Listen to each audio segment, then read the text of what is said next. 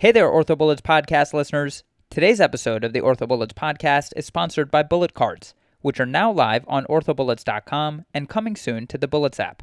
What are Bullet Cards, you ask? Well, they are basically modern flashcards backed by a powerful spaced repetition algorithm so you can learn more efficiently with the tried and true method, now modernized with AI. You can use our peer-reviewed pre-made flashcards to review critical information or make your own personal flashcards efficiently by creating a question and populating the back of the card with information from our trusted OrthoBullets review topics. Bullet cards are absolutely free, so there's literally nothing to lose and everything to gain. Click the links in our show notes to test out some high-yield bullet card decks and to learn more about how to get started with them. Without further ado, let's get into today's episode of the OrthoBullets podcast. This episode of the OrthoBullets podcast will go over the topic of glenohumeral internal rotation deficit, otherwise known as GERD, from the shoulder and elbow section on orthobullets.com.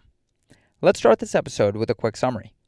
Glenohumeral internal rotation deficit, or GERD, is a condition resulting in the loss of internal rotation of the glenohumeral joint as compared to the contralateral shoulder, most commonly seen in the throwing athlete. Diagnosis is made clinically with a decrease in internal rotation, increase in external rotation with a decrease in total arc of rotation compared to the contralateral shoulder. Treatment consists of physical therapy with a focus on postero-inferior capsular stretching. Now let's get into the episode. With respect to epidemiology, in terms of demographics of GERD, this occurs primarily in overhead athletes and is often seen in pitchers. Moving on to the etiology, with respect to pathophysiology, the mechanism of GERD is caused by repetitive throwing and is thought to occur during the late cocking and early acceleration phase. As far as the pathoanatomy of GERD, this is caused by tightening of the posterior capsule or posterior-inferior capsule that leads to translation of the humeral head. This is what's known as a capsular constraint mechanism. The translation of the humeral head is in the opposite direction from the area of capsular tightening. Know that posterior capsular tightness leads to antero-superior translation of the humeral head inflection, and postero-inferior capsular tightness leads to posterior-superior translation of the humeral head in the aber or abduction and external rotation position. Finally, know that the pathoanatomy of GERD also involves the anterior capsule being stretched. Associated conditions with GERD include glenohumeral instability, internal impingement, which involves abutment of the greater tuberosity against the postero-superior glenoid during abduction and external rotation that leads to pinching of the postero-superior rotator cuff. Another associated condition includes articular-sided partial rotator cuff tears, which involves tensile failure and excessive rotation, as well as internal impingement. Finally, another associated condition with GERD includes slap lesions, and know that throwers with GERD are 25% more likely to have a slap lesion. This occurs secondary to the peel-back mechanism, where the biceps anchor and postero-superior labrum peels back during late cocking because of postero-superior translation of the humeral head and change in the biceps vector force posteriorly. As far as relevant anatomy, be sure to listen to the podcast episode about glenohumeral joint anatomy and biomechanics to review the anatomy of the glenohumeral joint. Moving on to the presentation of GERD, symptoms include vague shoulder pain. However, sometimes it may be painless, and patients may report a decrease in throwing performance. On physical exam, it's important to stabilize the scapula to obtain a true measure of glenohumeral rotation. You may find an increased sulcus sign due to stretching of the anterior structures that resist external rotation, such as the coracohumeral ligament and the rotator interval. Know that GERD is characterized by altered glenohumeral range of motion, that is, decrease in internal rotation and increase in external rotation. If the GERD, that is loss of internal rotation, is less than external rotation gain, the shoulder maintains normal kinematics. If the GERD exceeds external rotation gain, this leads to deranged kinematics. Know that decrease in internal rotation is usually greater than a 25-degree difference as compared to the non-throwing shoulder. Moving on to imaging, recommended views on radiographs include an AP and lateral of the glenohumeral joint. Findings are usually normal. A CT scan in the setting of GERD may show increased glenoid retroversion. Finally, with respect to MRI, know that an aber view, or an abduction and external rotation view on MRI, can show associated lesions. Treatment of glenohumeral internal rotation deficit can be non-operative or operative. Non-operative management includes rest from throwing and physical therapy for 6 months, which is indicated as first line of treatment. Physical therapy involves posterior-inferior capsular stretching, specifically a sleeper stretch, which is performed with internal rotation stretching at 90 degrees abduction with scapular stabilization. Another type of posterior inferior capsular stretching includes the rollover sleeper stretch, in which the arm is flexed 60 degrees and the body is rolled forward 30 degrees. Other ways to stretch the posterior inferior capsule includes the doorway stretch and a crossbody adduction stretch. Physical therapy will also include pectoralis minor stretching, as well as rotator cuff and periscapular strengthening.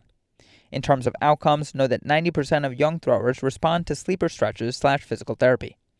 10% of older throwers, however, do not respond and will need arthroscopic release eventually. Operative options include posterior inferior capsular release versus anterior stabilization, which is only indicated if extensive physical therapy fails. Now, let's go over posterior capsular release versus anterior stabilization in a bit more detail. So some surgeons advocate posterior capsular release, while others advocate anterior stabilization. Be sure to repair a thinned rotator cuff if significantly thinned, that is, a transcuff or takedown and repair. The technique is somewhat controversial. So for a throwing athlete with posterior inferior capsular contracture, you will release the posterior inferior capsule and posterior band of the IGHL. Electrocautery is inserted through the posterior portal and the camera from the anterior portal. This is done from the 9 to 6 o'clock position at the level of the glenoid rim, and this is done until the rotator cuff fibers behind the capsule can be seen from within the joint. You will then insert the arthroscopic shaver to widen the gap in the capsule, which prevents recurrence. Finally, the gentle manipulation at the end completes release of any remaining fibers, maximizes internal rotation and flexion. As far as results, patients will immediately gain 65 degrees of internal rotation postoperatively.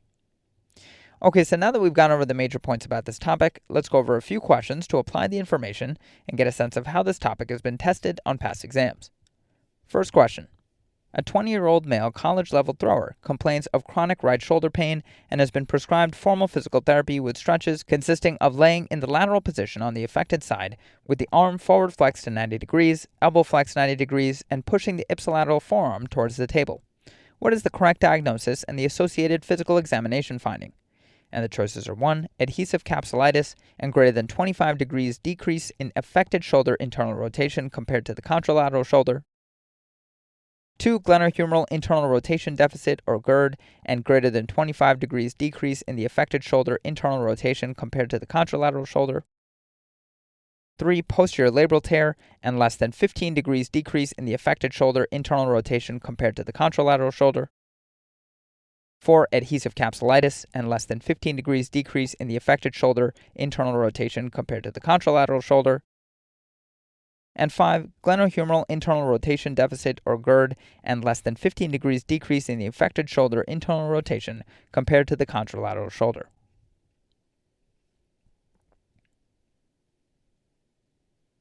The correct answer to this question is 2. Glenohumeral internal rotation deficit or GERD and greater than 25 degrees decrease in the affected shoulder internal rotation compared to the contralateral shoulder. So the patient has glenohumeral internal rotation deficit or GERD, which is a condition usually seen in throwing athletes that is characterized by a decrease in internal rotation of 25 degrees or more of the affected shoulder compared to the contralateral side. To quickly review, in patients with GERD, initial treatment consists of rest from throwing as well as posterior capsular stretching. The sleeper stretch is a common way to stretch the posterior capsule. The stretch is performed in a lateral position on the table on the affected side with your arm forward flexed 90 degrees, elbow flexed 90 degrees, and pushing the ipsilateral forearm towards the table, which increases shoulder internal rotation. The majority of patients with GERD respond positively to sleeper stretches with arthroscopic posterior capsular release or anterior stabilization only indicated for failure of non-operative management. Wilk et al. Describe in a review article a multi-phase rehabilitation and exercise program that restores shoulder range of motion, strength, and endurance, allowing for an early return to unrestricted sporting activity. They recommend that when true posterior capsular tightness is present, posterior mobilization efforts including sleeper stretches should be utilized to increase the pliability of the posterior capsule. Braun et al. Report in a review on shoulder injuries in the throwing athlete that the majority will respond to rehabilitation programs that emphasize stretching of the tight posterior capsule. In those patients unresponsive to conservative management, especially the older elite throwers, they recommend selective arthroscopic posterior-inferior capsulotomy. To quickly go over the incorrect answers, answers 1 and 4, adhesive capsulitis is incorrect, as adhesive capsulitis is characterized by global active and passive range of motion loss in the shoulder and is not limited to internal rotation. Answer 3, posterior labral tear, is incorrect, as posterior labral tears manifest as posterior instability.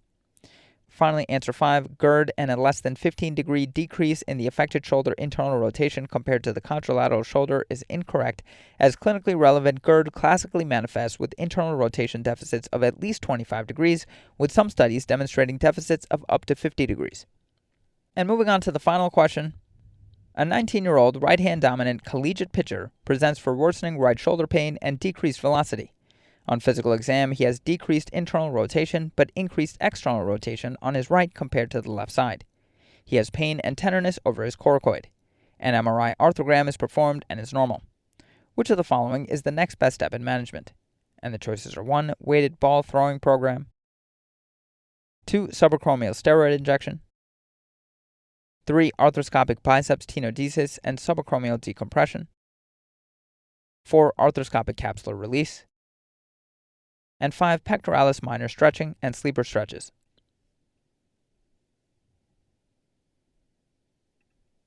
The correct answer to this question is 5, pectoralis minor stretching and sleeper stretches. So the best treatment for overhead athletes with glenohumeral internal rotation deficit, or GERD, is periscapular muscle stretching, specifically the pectoralis minor, and posterior capsular stretching with sleeper stretches. To quickly review, GERD in overhead throwing athletes can lead to sport-specific limitation and significant pain. The most effective first-line treatment includes stretching of the posterior capsule and periscapular muscles. These patients may develop what's known as 6 scapular syndrome, where 6 stands for scapular malposition, inferior medial border prominence, coracoid pain and malposition, and dyskinesis of scapular movement. The pectoralis minor tendon can contract secondary to scapular malpositioning, leading to significant tendinitis and pain. Tyler et al. Studied 22 patients with internal impingement to see if improvements in GERD or posterior shoulder tightness was associated with a decrease in symptoms. They found a greater improvement of posterior shoulder tightness in patients with full resolution of their symptoms compared to patients with residual symptoms. They concluded that improvement in symptoms of internal impingement after physical therapy is related to an improvement in posterior shoulder tightness and not improvements in GERD. Kibler et al. Described an approach to shoulder rehabilitation that integrates a physiologic and biomechanical framework of the kinetic chain model. They discuss a proximal to distal segment kinetic chain model for the throwing athlete. They state that scapular control, coupled with rotator cuff activation, is vital for normal shoulder function. To quickly go over the incorrect answers, answer 1, weighted ball throwing program, is incorrect, as this would not afford the proper stretching and scapular stabilizing exercises and may actually worsen symptoms. Answer 2, subacromial steroid injection, is incorrect, as although a steroid would be an eventual option, it would not be the first line of treatment for GERD.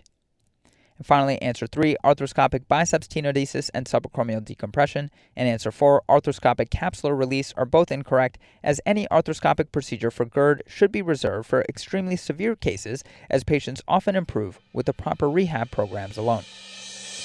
That's all for this review about glenohumeral internal rotation deficit, or GERD. Hopefully that was helpful. This is the OrthoBullets podcast, a daily audio review session by OrthoBullets, the free learning and collaboration community for orthopedic surgery education. Keep in mind that these podcasts are designed to go along with the topics on orthobullets.com, and in fact you can listen to these episodes right on the OrthoBullets website or mobile app while going through the topic. If you've gotten any value from the OrthoBullets podcast so far, please consider leaving us a 5-star rating and writing us a review on Apple Podcasts. It will help us spread the word and increase our discoverability tremendously. Also, if you aren't already, be sure to follow OrthoBullets on Facebook, Instagram, Twitter, LinkedIn, and YouTube for daily high-yield content. Thanks for tuning in. We'll see you all tomorrow right here on the OrthoBullets podcast.